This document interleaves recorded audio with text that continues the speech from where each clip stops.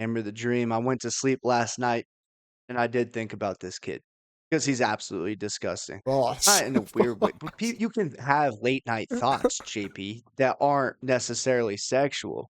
Okay, chase the dream.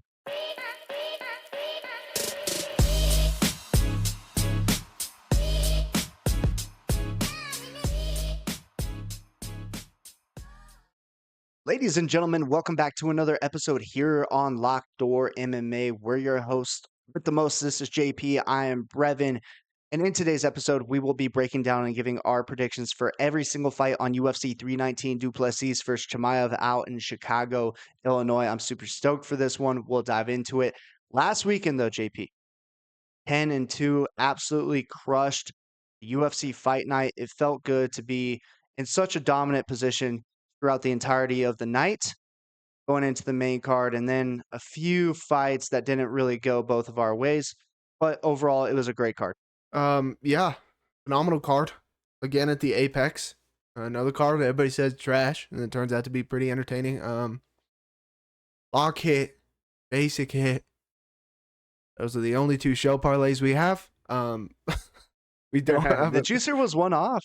It was one off. It always is, isn't it? But yeah, I mean, a lot of the fights going to a T. I mean, C-Rod. I think Andre Fili looked really good. I don't think it was a C-Rod shit the bed or had a bad performance. I just think Fili had a great night, and he was a lot to handle for C-Rod, but it was what it was. Brevin, how do you feel after almost watching somebody die live? Yeah, it was scary. Obviously, he's in our thoughts and prayers. Watching it live was absolutely insane to see.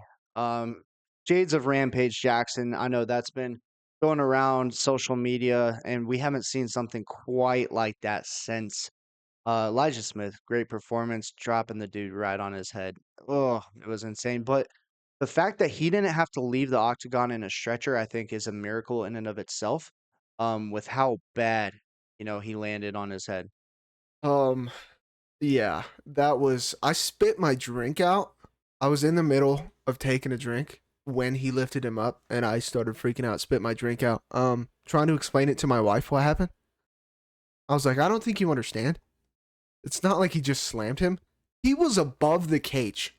Okay, he got up on his tippy toes, and then yoinked him. That was Jesus Christ. That was crazy.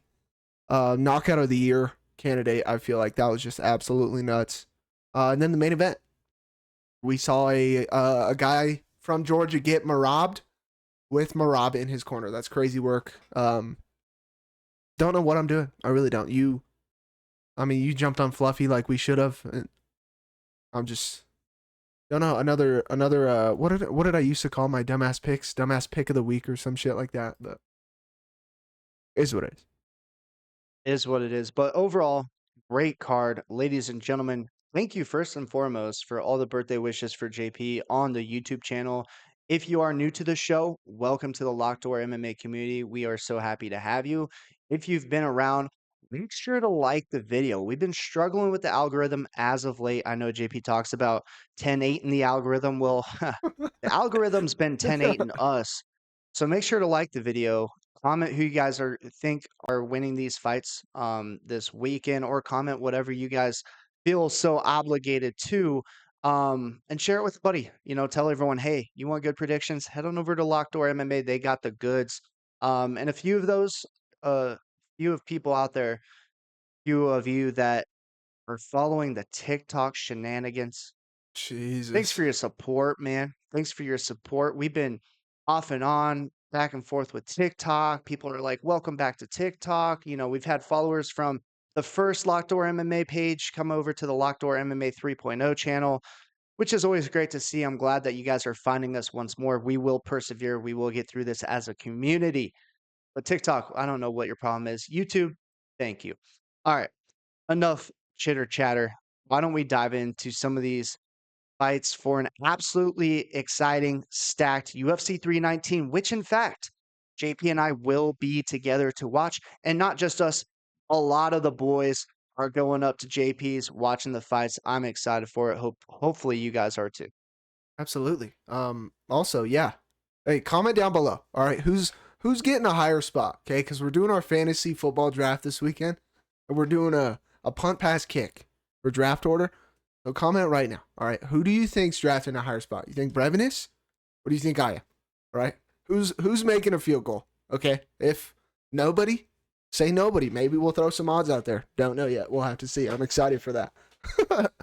But yeah, first fight of the night. The Ultimate Fighter season finale for the flyweights. Joseph Morales versus Alibi Idirs. Idiris, yeah, should be a good fight. Morales, former UFC fighter, didn't do so hot, went out, got a few more wins, got another opportunity on the Ultimate Fighter, has done really well, and now he's fighting for his contract back into the UFC. He's taken on a Kazakhstan prospect in Alibi, who's very dangerous both with the hands, um, also on the ground. Got good wrestling. All those guys from Kazakhstan do. Joseph, he's scrappy. He's had a lot of fights under his belt. I do think Alibi is going to bring more to the table. I like his striking better. I think he's a little faster, and I think overall his wrestling and grappling is going to overwhelm anything that Joseph brings to the table. So I'm taking Alibi Adiris to get us started and to win his shot at a UFC contract. Yeah, bingo bango. I'm also taking Alibi. I didn't have a chance to look crazy into this one, but I mean, I've told you guys before. We've told you guys before. When they're in the UFC and then come out of the UFC and then go back into the UFC, it's normally because they're not crazy high level. And then yeah, this kid Kazakhstan. I mean, feel the way you want to feel about. I mean, he's not OVEV, but I mean that region of the world. You're doing fucking what is it? Sambo or something like that over Combo. there. Yeah, you're doing that shit from like a little kid's age. It's like Pop Warner football over there. Instead, you do Sambo. So yeah, bingo bango. Moving up, we have Carini Silva taking on Dione Barbosa. Oh, boys and girls. Carini Silva. If you guys have been here for a while, okay, you guys will know Carini Silva is the reason that we just don't bet women's fights anymore. We don't lock them, don't bet them, just don't care. Give me away. Because Carini Silva on a tear goes up against, who was it? Was it Arujao? Yep. Yep, Viviana Arujao. And what was it, Brevin? Like 3 minutes, 4 minutes into the fight, she just pulls guard and lays on her back. Something like that. Yeah. Right then and there. Or we were together for that one. I think that was a bathtub ritual card. Or was it not? I think it was. I think you're right. Oh, yeah, we did the ritual. Get the bad juju out of here. This bitch comes out and she's pulling fucking guard. Right then we looked at each other and we're like, well, it's toast. We lost. We lost. But she's okay. I mean, before that I was saying how good she was. She can stand up, she can grapple, she can kind of do it all. Dione Barbosa, she's also all right. I mean, she's 33 and she's only got 11 fights. I mean, Diane, Jesus Christ, bro. I'm going to mix up these names this whole time.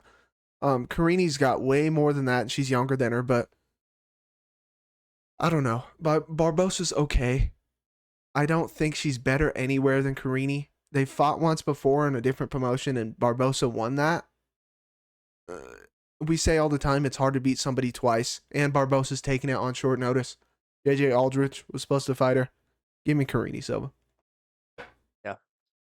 I do think Silva's going to have an advantage on the feet. I mean, both women being Brazilian, that the submission threats are going to be there for the two of them. I think if Silva has herself conditioned and learned from her last fight, she's going to be just fine in this one. I'm also taking Rini Silva. Barbosa, like you said, is good. I don't think on short notice it's necessarily a suitable matchup for her. I do think the experience with Silva helps her a little bit, but I also think the Silva experience with Barbosa bodes well for her as well. So you lose to someone once, hard to beat him twice. I think Karina can get it done. 100%. And she has a full camp, so like both of you know each other. I'll take the girl who has a full camp versus the other girl type stuff. Yeah, and I know we didn't touch on it before, JP, but do you think this is the appropriate time to tell the viewers what we've decided to do for this card in particular? Absolutely. Go ahead. Let him know. Yeah, so If you guys have been following the channel, JP and I, we pick against each other every single week. We do our own predictions and just share them with you. We've come to the conclusion that more times than not, we end up with the very same record.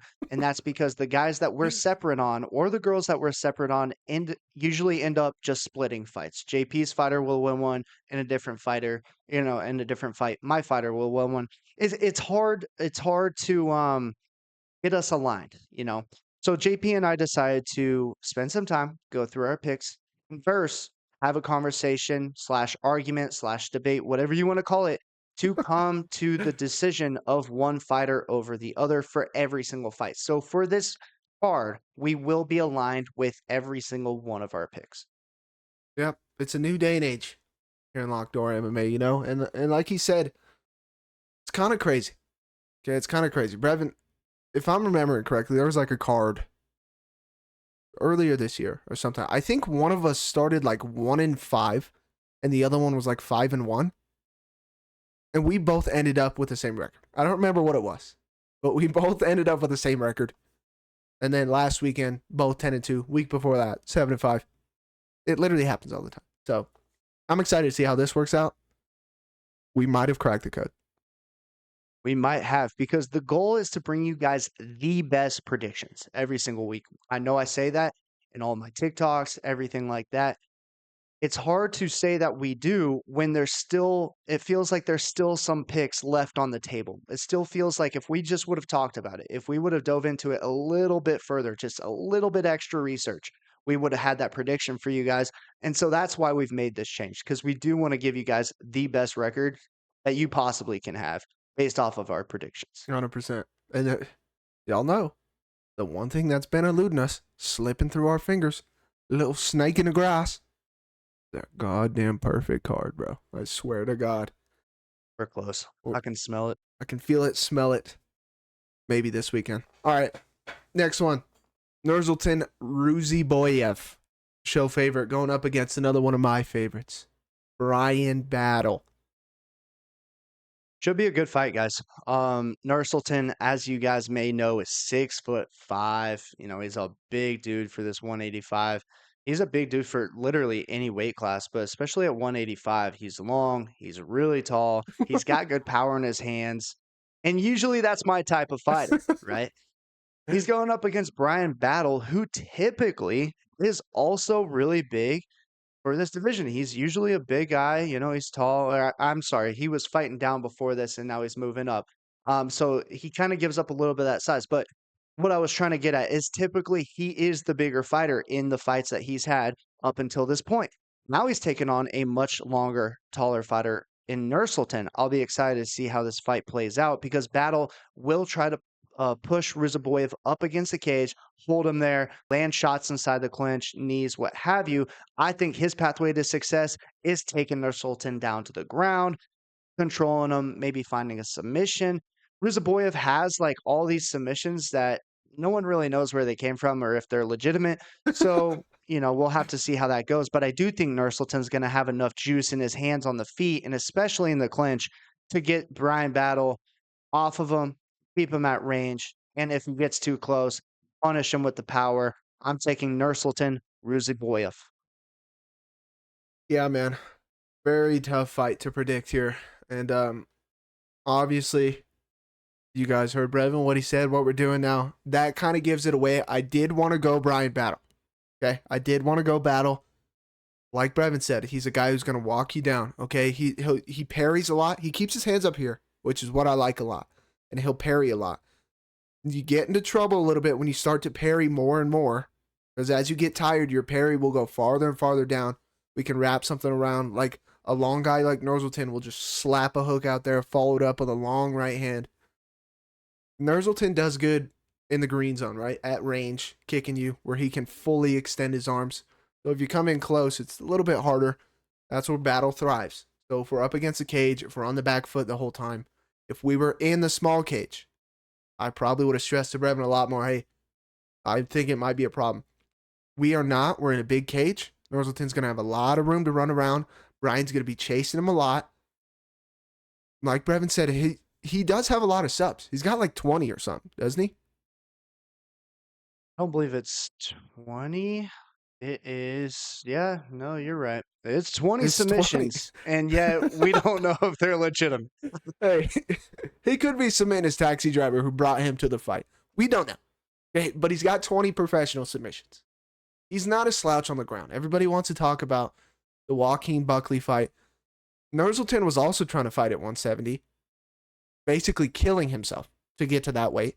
And then he goes out there and fights a guy who Buckley cuts down to 170 and then shoots back up, this muscly, strong wrestler guy. Yeah, he wrestled the shit out of him, right? He went to decision. It's not like he got fluffied. He got robbed. He didn't get the shit kicked out of him, right? So I don't know. It's a close fight. We're in the big cage. It's 3 rounds. If we were in a small cage 5 round, I would hammer Brian Battle. We're in a big cage, 3 rounds. Brian's got to get to him right away. I think he's going to have trouble with that. I do like Nurzulton's stand-up. That's where I think me and Brevin see eye to eye. We're taking Ruziboev. Yeah, and the thing too is I'm curious on how Battle handles the cardio, given the fact that he's going to be carrying around so much more weight than what he's used to on fight day. You know, I'm sure he bulks up a little bit after the weight cut, but at the same time, it is a whole different level. When you're pressing forward, when you're grappling, does Brian Battle tire? You know, so that Yeah. those will be questions that we will need answered as well. Should be a good fight though. I'm excited for it. I mean, he's missed weight twice now, so I think that's why they're having Yeah. him go up. Yep. All right. Moving up this card, we've got Edson Barbosa taking on Drakkar Klose. Oh, guys, the car close is fighting. What do we know his brother? Okay, I had to say it. um, I worked with the guy, which I was thinking about it today, Brevin. This guy could just be full of shit, right? And I just believed him because he kind of did look like him. So I was like, oh, I believe him. But who knows? Okay. With that being said, this is a decent fight. This is an okay fight. Your car's been around for quite a bit, for one. For two, I didn't realize he was 37. I thought he was like 33, 34, something like that. So he's no spring chicken either, right?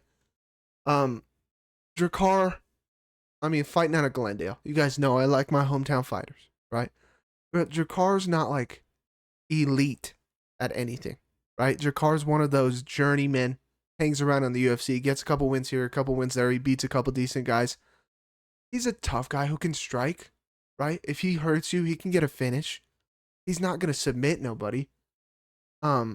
He's got, 0 submissions. He's never been submitted, but still, he's not going out there ground and pound submitting you. Shit like that. Edson Barbosa. Granted, he is 39, almost damn near 40. You guys hear me talk about fade the 40s all the time. Brevin, who's the 140-year-old that we have seen lately who was known for striking and has just knocked people the fuck out recently? Muslim Sadikov. Muslim Sadikov. Fucking spinning wheel kick, spinning back fist, right hand. Does not matter. Edson Barbosa is another dude who, been in the UFC since 2010, by the way. That's fucking crazy. Who is known for his kicks, wheel kicks, body kicks, head kicks. Does not matter. Calf kicks, spinning back kicks. This kid, I mean, I can't even call him a kid. Dude's 40-year-old. He's disgusting. He's been known for that. And I feel like he's always been a freak athlete.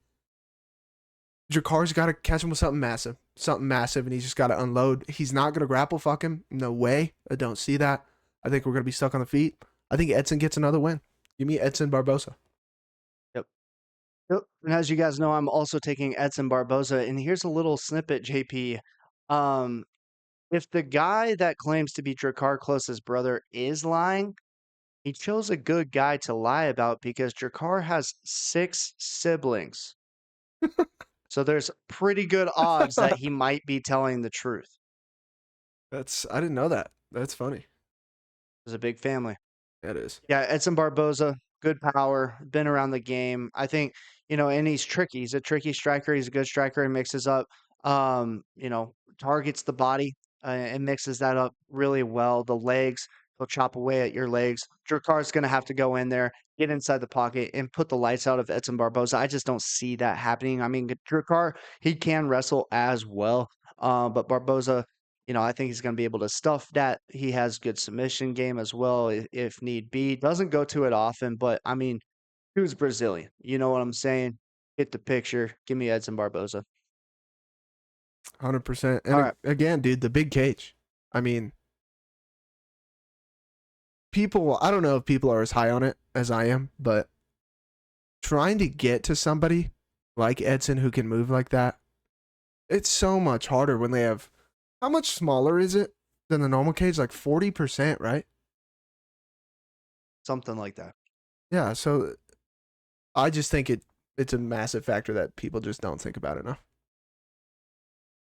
Yeah, I agree. I mean, it does give you an advantage as a wrestler. Um, so it looks like here, 5 feet in total. The one at the apex is 25 feet compared to a 30-foot octagon that you typically see. That's like the circumference of it, I'm guessing. Yep. Hmm, So it is quite a bit smaller. interesting. All right, moving up this card, we have Alexander, the Great Ape, Hernandez taking on Chase the Dream Cooper. I hate his nickname. I really do. Cannot stand his nickname. Alexander Hernandez is the biggest definition of karma that I feel like has ever graced the UFC. Okay, boy, went on a couple fights, got big headed, started talking shit to everybody, talked shit to Donald Cerrone, and Donald Cerrone beat the absolute shit out of him. Okay. With that being said, we love Chase Hooper. I'll let Brevin do his talk track. Cause y'all just hear me yap enough. Give me Chase Hooper. Hammer Chase Hooper. Hammer the Dream. I went to sleep last night and I did think about this kid because he's absolutely disgusting. Boss. Not in a weird way, but you can have late night thoughts, JP, that aren't necessarily sexual. Okay. Chase the Dream is not necessarily my cup of tea when it comes to that type of stuff. But what he is my cup of tea in is his jujitsu, his grappling, and you know what? The kid's been working on his striking. I like him a lot. He's got the nerdy baby face look that you're like, oh, I can go bully this kid. I'll go pick on him. And Alexander Hernandez, I mean, calls himself the Great Ape. JP hates the nickname. The dude is yoked. I mean, the dude is very, very stout. He looks tough. He looks mean. Then you look at Chase Hooper and you're like asking this kid to help you do your math homework, but then he's going to punch you in your mouth, And like that's what I really like about Chase Hooper. He's got that unsuspecting, hey guys, I'm a UFC fighter. Then he wins the fight and he waves at the camera like this and hi, hi, hi, hi. I love it. I love it. The kid's a problem. Give me Chase Hooper as well. um, yeah, I mean, and this is another guy that's I don't care if he can't shoot and take you down, he's just gonna climb your fucking back if you get close to him. You know, um, yeah, Chase Hooper all the way. You guys heard it here first. Okay, Brevin's going to sleep. Think about these tall, long fighters. Okay, some pillow talk action, if you will. I mean, we've got a few ones that I can't wait to talk about a little bit later on this card. I'm just saying, they're really tall and really long. Oh god. So hold on here. I feel like we don't do enough I don't know. We got to give the people something, JP. We got to give winning method, round props. Let's Oh mix it yeah. in there a little bit. Every time we just keep going by, I forget to save my betting points.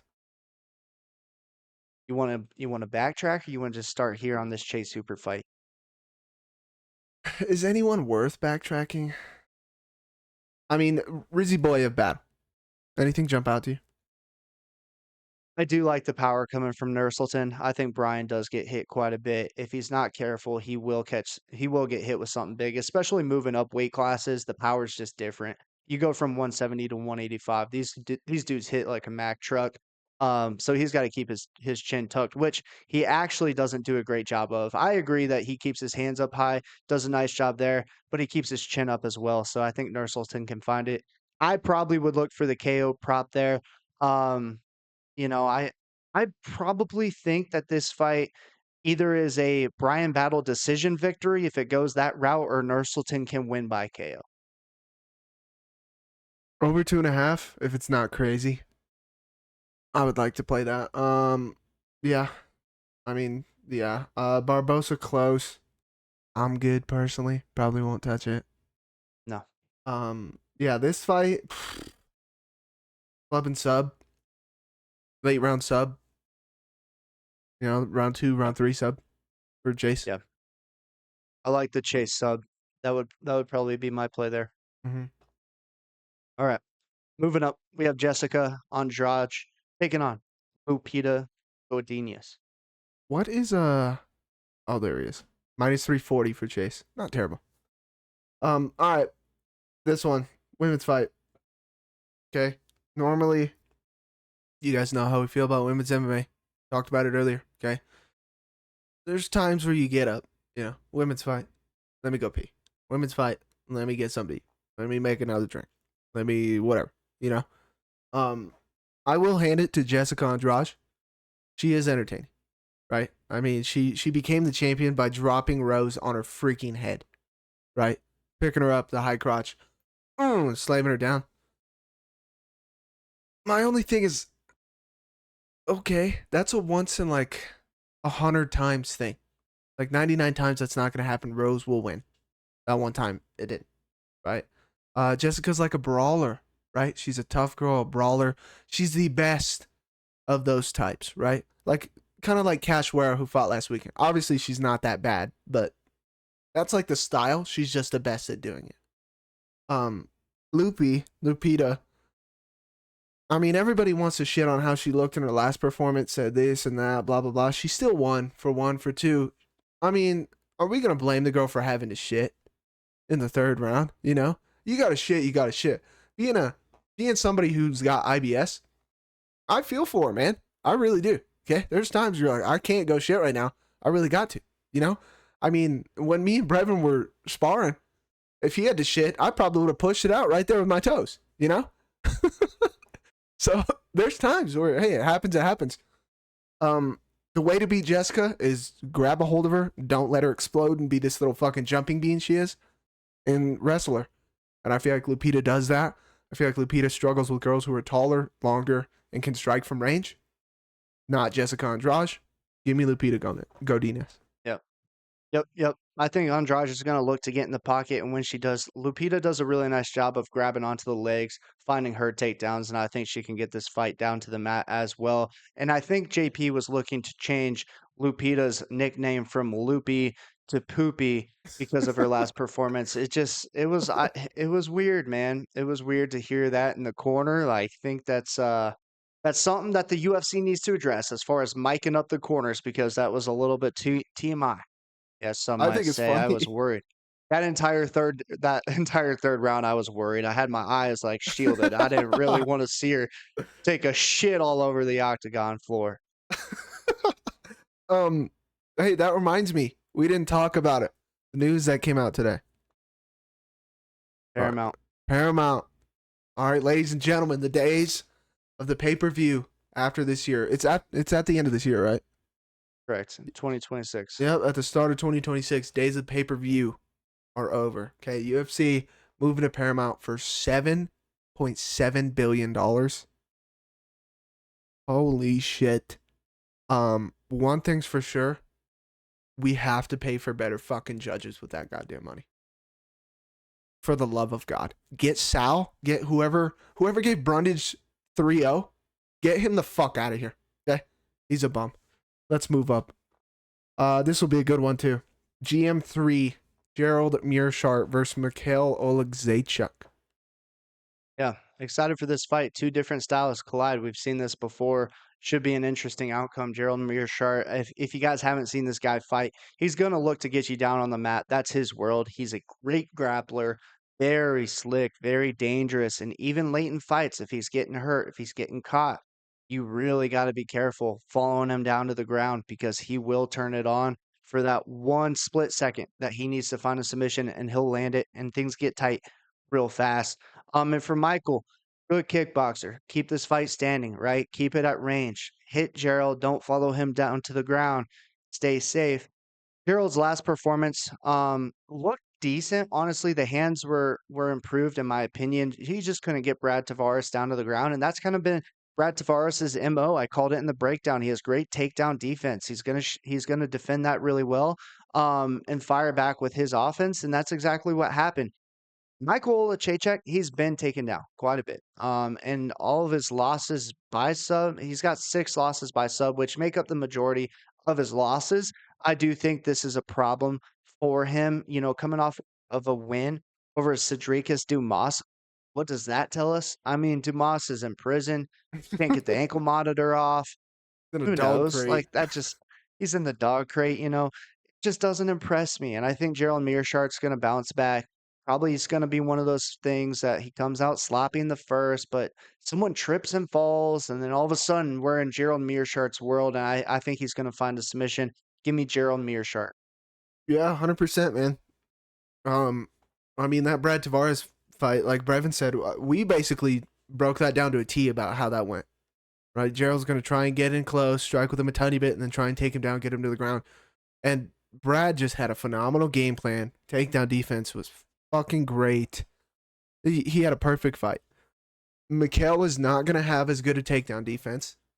He is a better striker. I do agree. If you are on the Mikhail side, it is 100% knockout or bust.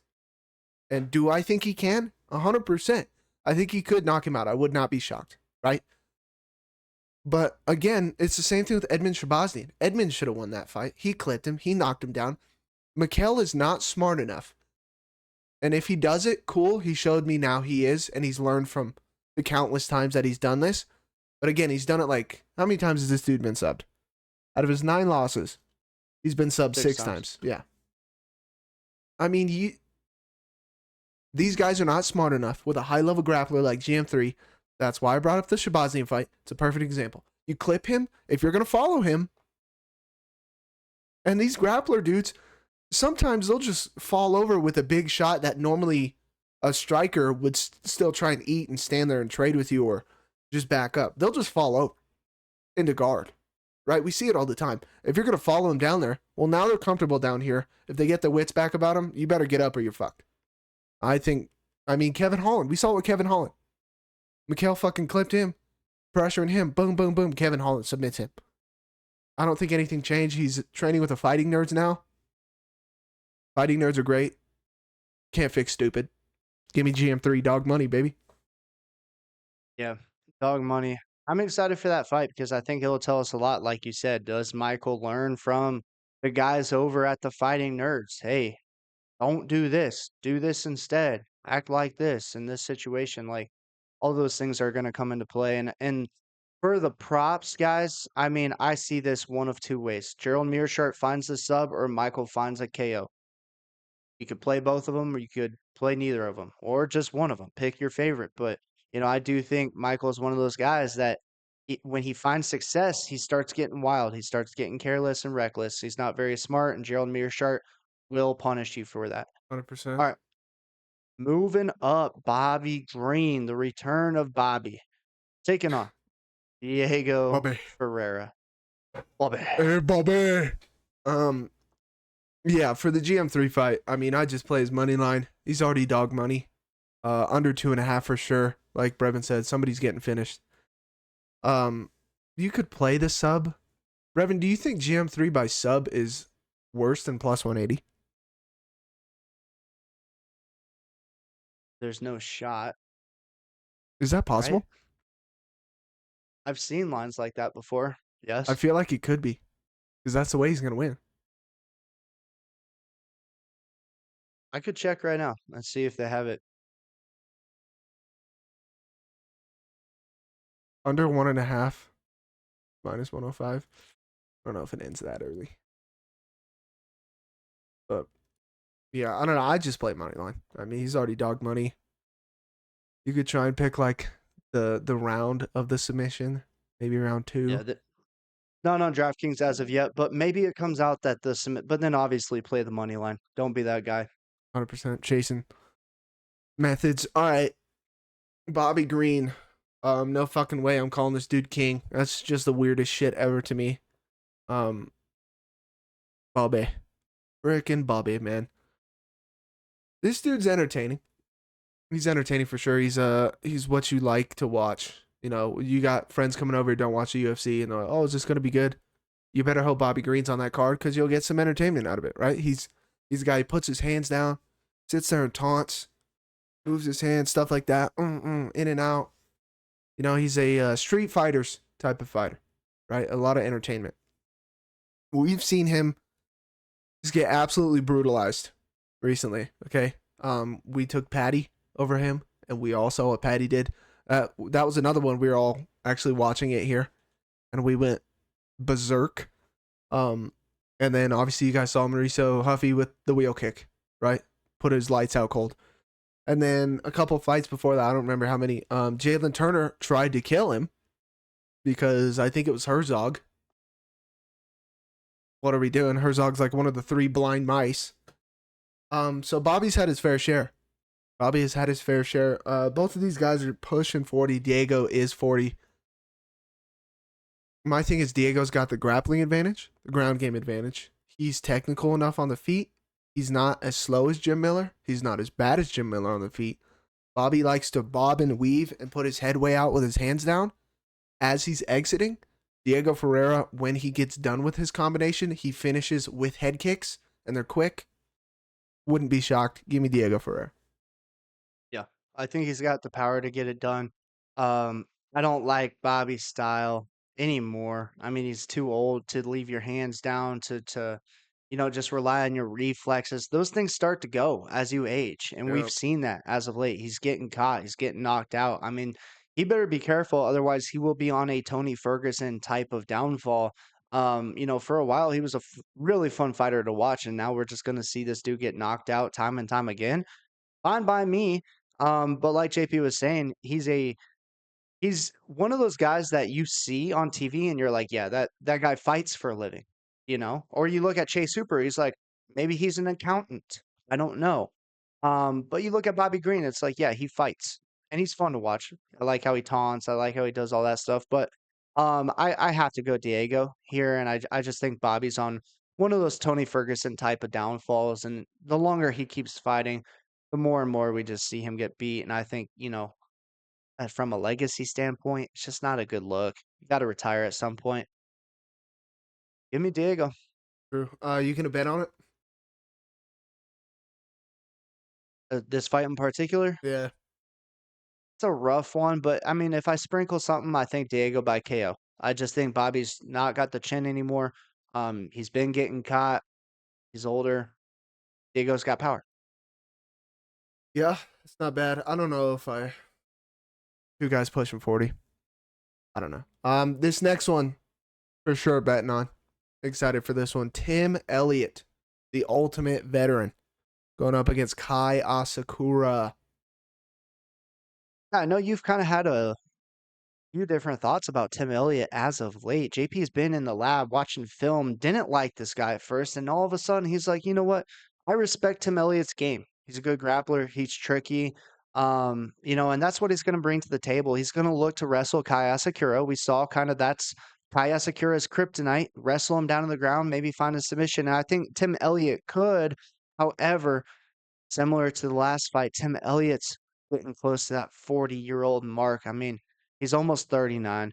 Striking, underdeveloped, if you will. He uses it in a unique way to get in close, to try to find some takedowns. I think the experience from Asakura's last time out fighting Pantoja is going to pay off. And I do think he can keep this fight standing. And I just favor the power, the technical abilities, and the speed from the much younger fighter in Kai Asakura, who's not making their UFC debut in a title fight. Like, that was a ton of pressure on this kid from the get-go. How am I supposed to expect him to beat a guy like Pantoja? But you give me a guy in Tim Elliott further down the rankings, higher in age. Yeah, I can get behind it. Give me Kai Asakura. I mean, yeah, 100%, dude. Tim Elliott, I didn't like him before. Okay. I mean, let's get it out of the way. The elephant in the room. Against Tagir, he cheated. Grabbing the fence, grabbing the glove, poking the eye. He did basically everything he could to win. Tim Elliott is the ultimate veteran. That's why I say that. He uses veteran moves. He's savvy. He's tough, right? He's very unorthodox on the feet. and he can grapple. And then he's got this weird choke game. Anacondas, Darce chokes, guillotines, arm triangles. It does not matter. His choke game is actually pretty good. He's not a guy to be slept on. He's one of these guys like Dricus, okay, like Rainer de Ritter. Obviously not as good, but he's unorthodox and he's hard to beat. He's hard to fight. With that being said, like Brevin said, same thing with Bobby Green, dude. Those styles are good when you're younger, you're athletic, you can move, you got your lungs in you. The older you get, the worse that style is and the more volatile it can be, right? In the other direction. You're getting slumped. You're getting knocked out. You're getting beat up, right? Because it's harder to do that. You're relying on reflexes, speed, all this shit. Kai Asakura. Yes, he got his debut against Pantoja. He did this. He did that. I understand. He gave it his best shot. He hit Pantoja with big fucking knees. He was landing on Pantoja. But Alexandre Pantoja didn't like him either. Now I respect him, and he's got to be in the GOAT conversation for that fucking weight class. Kai Asakura was scrambling and grappling with the best scrambler in that division. That division's possibly ever seen. Yes, I know he got subbed. In the first round, he was giving him everything he could handle. He wasn't outworking Pantoja, but he was game. I think Tim Elliott, your unorthodox style and your just weird quirkiness. Brevin, what's the best thing you can do to beat one of those guys? It's not be technical. It's not be sound and not throw anything and just be reserved. It's throw wild techniques back at him. If he's going to be dipping and doing all this shit, same thing as Bobby Green. Kai Asakura is fucking phenomenal at these jumping knees, these flying knees, these Superman punches, these wild strikes. I think he lands one of them. Give me Kai. Yep. Should be a good fight, though. I'm excited to see the return of Kai Asakura. The dude was like, a ghost. He fell off the face of the earth for a while there. How long has it been since that Pantoja fight now? Couple months. December 7th, 2024. Damn, that was We almost the end reached of it. last year. Yes. Yep. And a lot of people were asking questions. Where's he at? Why isn't he fighting? He got this title shot. Get him back in the picture. Get him back in the mix. Should Excited. be a good one. All right. Moving up, we've got Jared Cannonier, Aquila Gorilla, taking on Michael Venom Page. Good one here. Very good one here. I like this fight a lot. Okay. Jared Cannonier. Training now it's farther from you than it used to be, but it used to be right down the road from Brevins. Now it's probably fucking with traffic 2 hours. Jesus Christ. But yeah. Jared, he's good, right? Jared was a problem at one point. And I say was because he's old now, man. He is 41, I believe, right? Yeah. Yep. Dude's 41, okay? You can still be a problem. But not when you're fighting a guy like MVP. Okay? Jared, he's tough. He can strike. He can grapple. He can wrestle. He's durable. He can go all 5. And that's normally how he wins, right? He breaks you down, right? He's better than these Sean Stricklands who just parry, jab, teep, parry, jab, teep. He'll beat those type of guys. But now that he's 41, it's much harder. His last 3 fights, he's getting clipped. He's getting clipped. He's getting clipped. He beat RoboCop. RoboCop fumbled the finish and then gassed out. Blew his wad, gassed out. Killer Gorilla took advantage, right? You guys know just as well as I do. Brevin knows just as well as I do. MVP is the most unorthodox speed striker, anything. His striking is fucking crazy to watch. This dude will hit people from anywhere and not get hit. In and out, slick movement, just like Wonder Boy, if not better at it. And then just his balance, his posture, just how he catches himself. It's just so good, bro. It's crazy to see. When you watch fighting, this is what you want to see. Somebody who can do shit that nobody else can do. And then people want to say, well, Ian Gary out-grappled him. All you motherfuckers are complaining that Ian Gary can't grapple. That Ian Gary's trash. And now you want to say, well, that's the only reason he lost? Ian Gary's pretty goddamn good. I picked Ian in that fight. Ian's pretty goddamn good. And Michael gave him everything he could fucking handle on the feet. Ian had Shavkat's back. I don't care that he couldn't finish the choke. Shavkat's good. But what are we talking about? I do not see Jared wrestle fucking him. Jared's been clipped in every one of his last 3 fights. And he's 41. And now he's fighting the best striker out of these 4 fights. give me MVP, man. Yeah, well said. You guys have followed the channel for a while. You guys know there's some people that I truly would have no fear if I came face to face with out on the streets. The Toffa brothers, Sakira, just to name a few. I will say if I ever ran into Jared Cannonier at the local Trader Joe's, I'd be a little frightened. The dude's an absolute monster, and he's 41 years old looking the way he does. I mean, props to that man. Um, Smart guy. You know, I think he's got high IQ. He's been in the UFC for a long time. He's fought some top level guys. Good power in his hands. Good wrestler as well.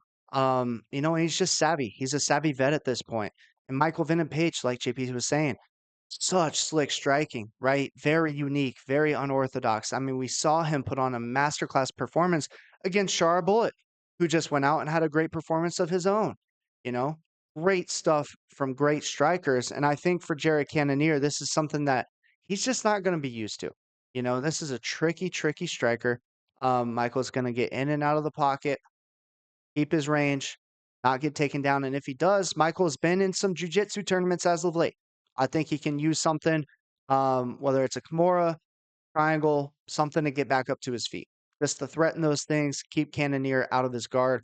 You know, with Michael being so long, that poses a problem for these wrestlers. Can't really get too comfortable. They can wrap something up really tight, really fast.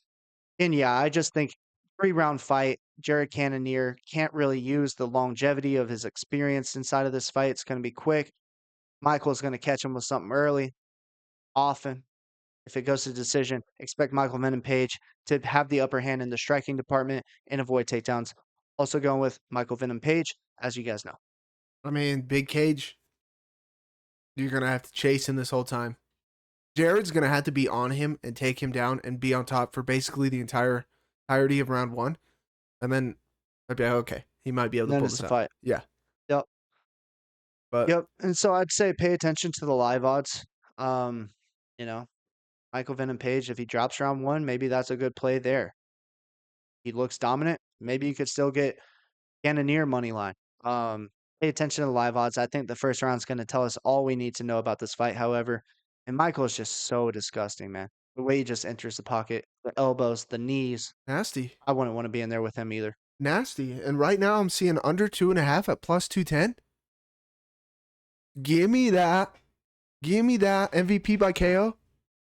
I don't dislike Jared, but man, I think this is a tough fight for him at this time. Yep. All right, moving up. Another barn burner here.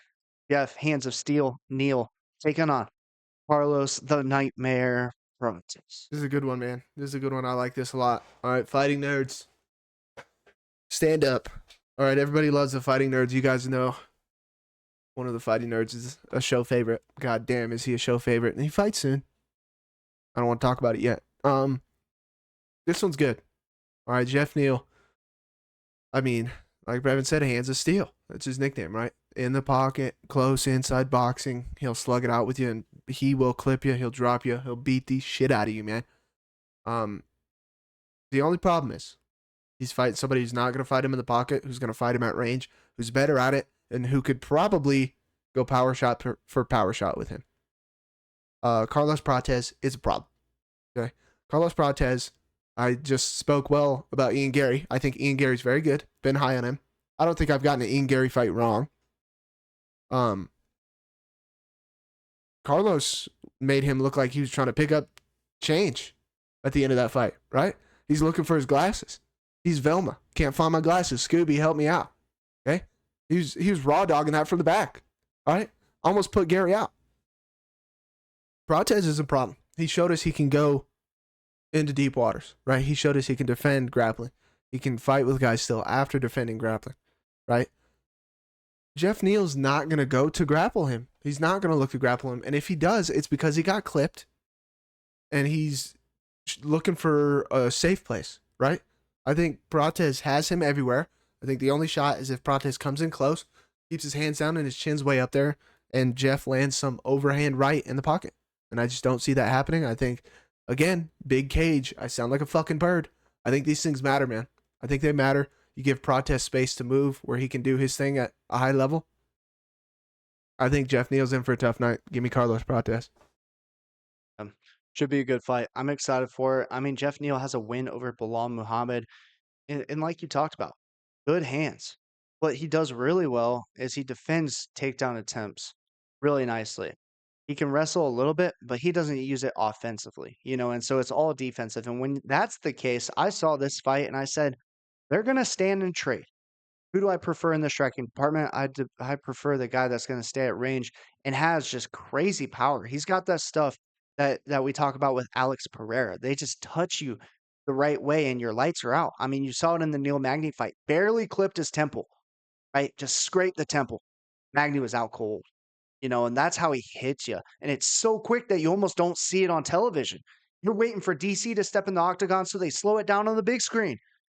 That's how fast it'll happen. I think Jeff Neal, if he lets Prates throw, and doesn't keep his hands up, it's gonna be a long night for him.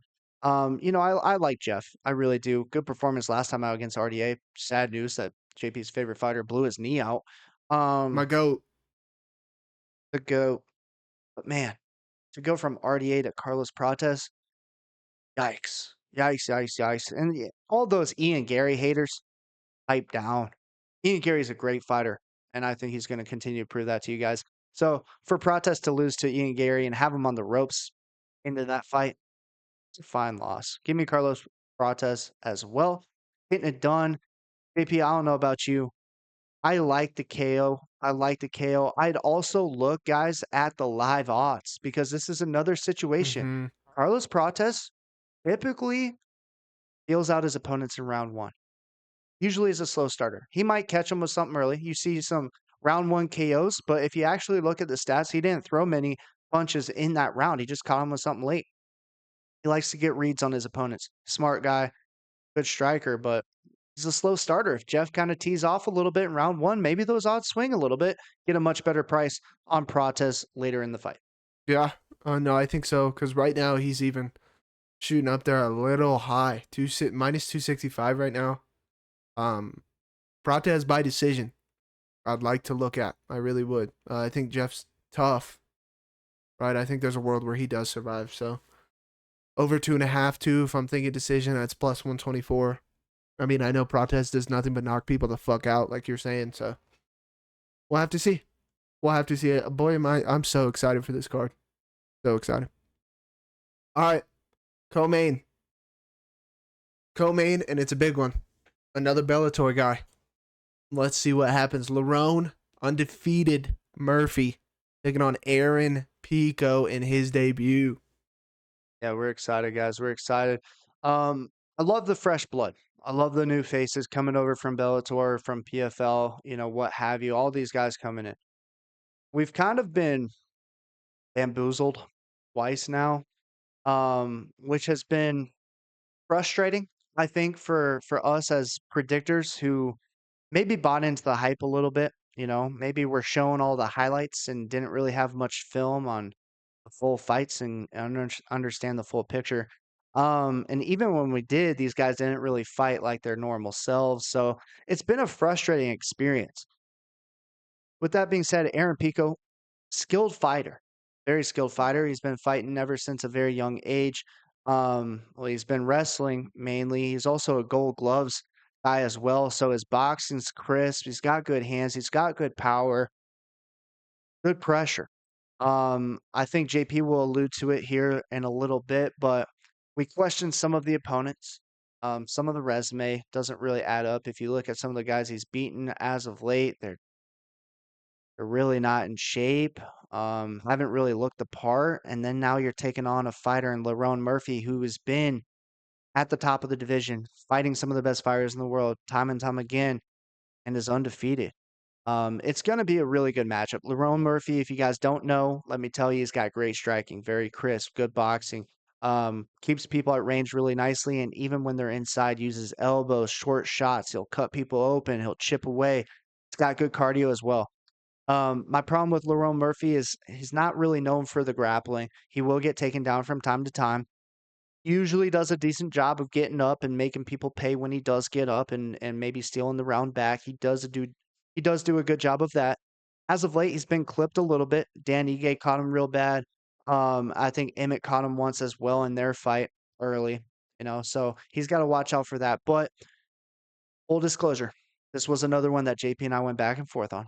Originally, we were split. We talked about it, broke it down, watched a little bit more film. We're settling on Lerone Murphy. I think the striking's going to be there for him. I think he's going to outland Pico. And if you take him into deep waters, making your UFC debut, it's a lot of pressure to put on Aaron Pico. In the co-main spot in front of this crowd in Chicago, Illinois, it's going to be a lot. Lerone Murphy's dealt with it before. He's been here before. He's fought some of the top guys in this division. I think he's going to put on a masterclass performance with his striking. Maybe stuff a few takedowns early, really discourage Pico. Pico's going to have to find a different game plan. Give us Lerone Murphy. Yeah, man.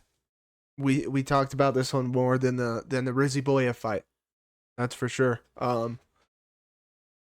Look, I mean, Aaron Pico, like Brevin said, this dude's a Olympic level wrestler, right? So we're talking about high level wrestling. Okay, we're not talking about no slouches. No, oh, he did decent, this and that. No, he's a dude when it comes to wrestling. Okay, um, Lerone Murphy. I mean, call it what you want. Okay, him, Yusuf Zalal. Call it what you want. You guys want to say these guys are running. These guys are scared. These guys are this. Okay, it's not called running. If they were running, they'd be running, right? Yusuf Zalal did it. At one point, he turned and ran. Okay, when you can't keep up with footwork with somebody who's better than you, of course it's going to look like they're running away because you can't touch them. You can't get to them. Okay, that's like me and Brevin going to play tag, and me just running away from him. Brevin's like, "You're not even playing the game. You're being a pussy." I'm just trying to run. That's the whole point of the game, right? I mean, you can't tell somebody they're running when you can't keep up with fucking footwork that they're doing. I think Lerone Murphy's going to easily out footwork Aaron Pico on the feet by far. Brevin was a nice guy. Okay, Brevin alluded to it. He was nice. Did some nice things. Sugarcoated it. I'm not going to be nice, okay? If you are fighting professionally, UFC, Bellator, EFL, whatever it is, and you are not a heavyweight, I'm not here to body shame anybody. Why the fuck are we flabby? Why do we look like we just got off the couch after eating fucking barbecue chips, after eating some Lay's? What are we doing, bro? Aaron Pico's level of competition compared to Lerone Murphy's, they couldn't hold their jock strap. They couldn't hand him a towel after they got out of the shower in the locker rooms. What are we talking about?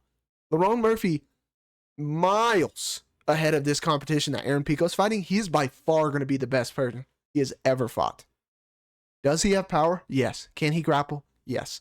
I think Lerone Murphy, maybe not as good of a wrestler, but I think, like Brevin said, he gets up to his feet well. On the feet, I think Lerone's faster. I think he's a better boxer. Pico hammers leg kicks. Pico, Brevin was saying Pico comes forward, throws combos, boom, into a shot. He does, and he does it really well. And that's tough to deal with. These guys do not move like Lerone. Lerone is not going to sit there and let him do that. He will circle out. He will move. Big cage. Somebody's going to unsubscribe with how much I fucking say it. I don't want to sound like an idiot, but it matters, dude. It matters. I mean, go fight somebody in a room and then go outside in the backyard and fight him. I guarantee you it's much different. Harder to get to him. You're more tired when you finally do get to him. For one. For two, I told Brevin this. I don't know if it helps solidify the pick or not. I would be way more upset if we go out there and Aaron Pico starts him with some wild overhand. What a performance. What a debut. Love to see what he does going forward. If we go out there and Aaron Pico doesn't wrestle, looks like shit, and is flat-footed, yeah. I mean, I'm going to be so pissed. Again, we fall into the trap. We've already seen it twice, and then we still back it. I just think Lerone's the best guy he's ever fought. And on top of all of that, Lerone Murphy plus 154. Hammer it. I think he's a whale. Give me Lerone Murphy. Yeah, I already know a few of you are going to be in the comment section on TikTok when I come out with the Lerone Murphy pick. But JP's points are correct. I mean, we've seen this twice now.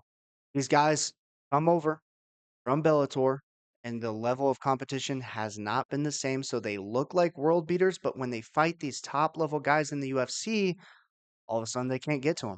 All of a sudden the grappling's not there. All of a sudden we forget how to wrestle, and we're flat footed.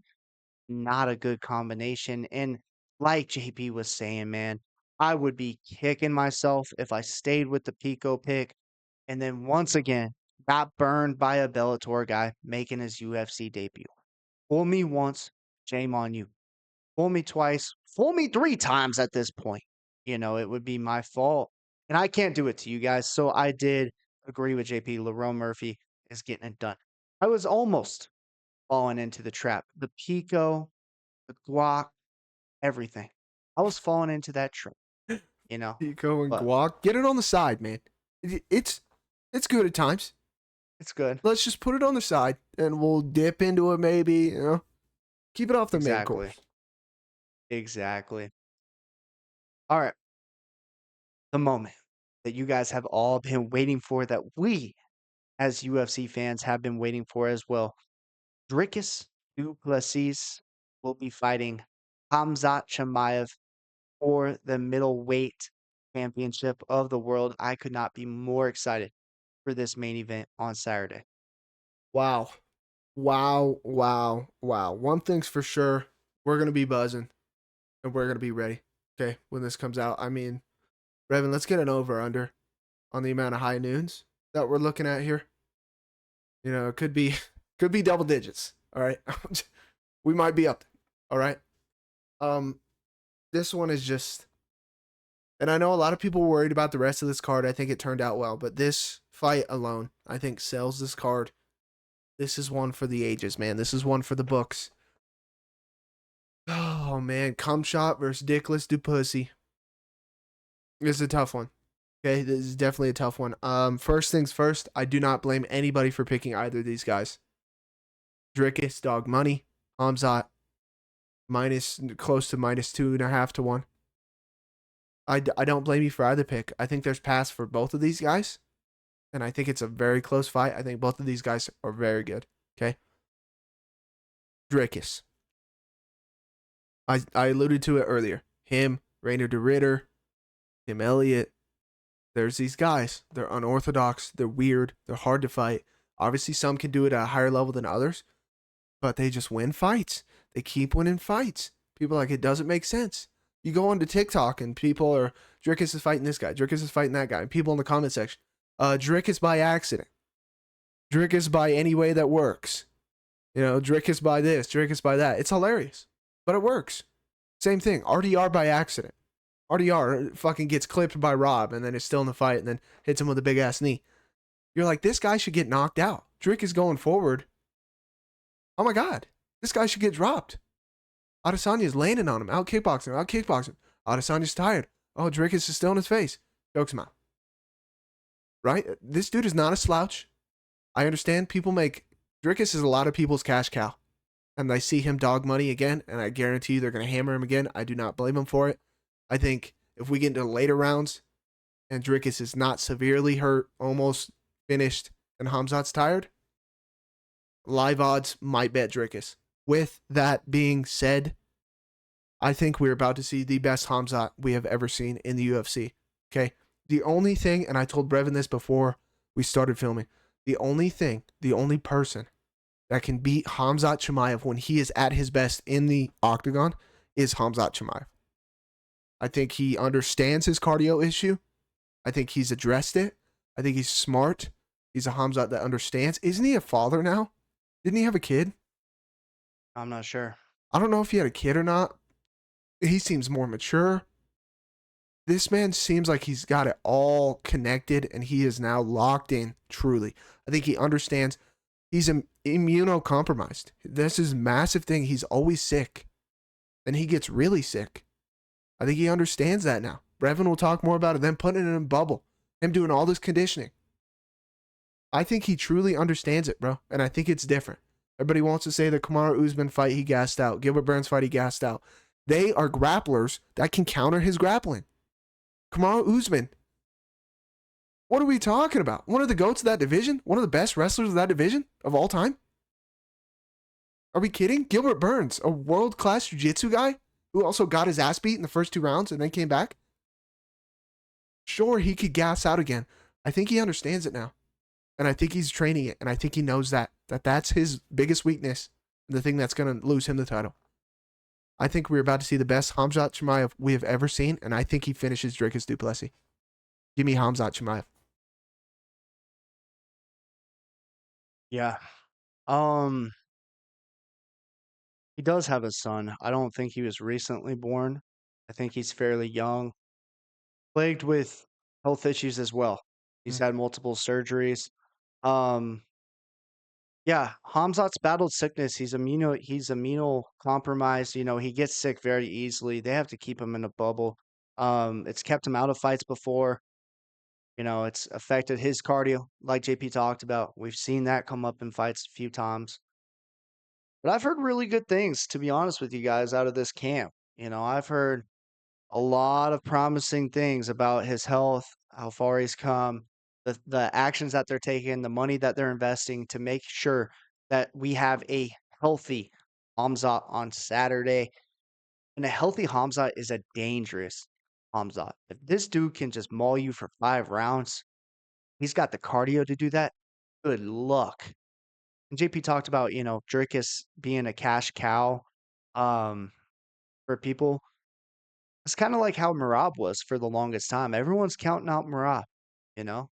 Marab just keeps getting the job done. He's always going to be the underdog. He gets the job done. That's kind of how Dricus is, you know? They're like, someone's got to beat this guy. He's awkward. He's weird. I don't like it. I think he should be the underdog. Sure enough, he continues to prove people wrong. He's a good fighter. He's a good striker. He's powerful. He's got good grappling as well. He's awkward. He's weird to deal with. When we talk about awkward fighters, previously with Michael Venom Page, they're a problem for most folks, especially going 5 rounds, you know, and he's got good cardio. So it should be a really good fight. I'm excited to see it. I just think Khamzat's that guy. I think he's the guy to get Dricus down to the ground, make him suffer, make him pay.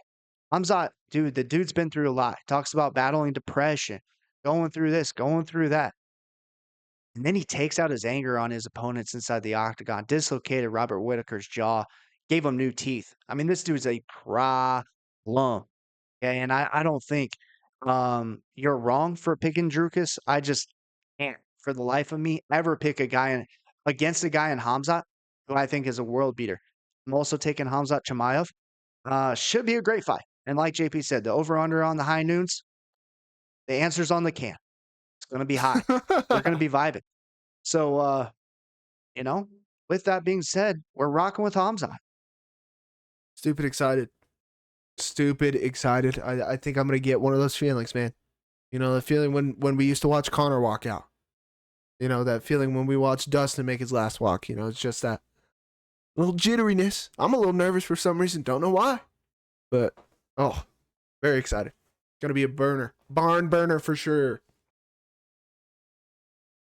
It certainly will be. That does it for the card. That doesn't do it for the show. Don't go anywhere. We have your free show parlays coming your way. And hopefully you guys thought we did a little bit better of a job giving you guys some breakdowns on specific fights with some betting leans as well. Shout out to Jax on TikTok for reminding me, hey, give me some individualistic fight, you know, parlays, breakdowns, over-unders, things like that. So thank you, Jax. Hopefully I did you right, buddy.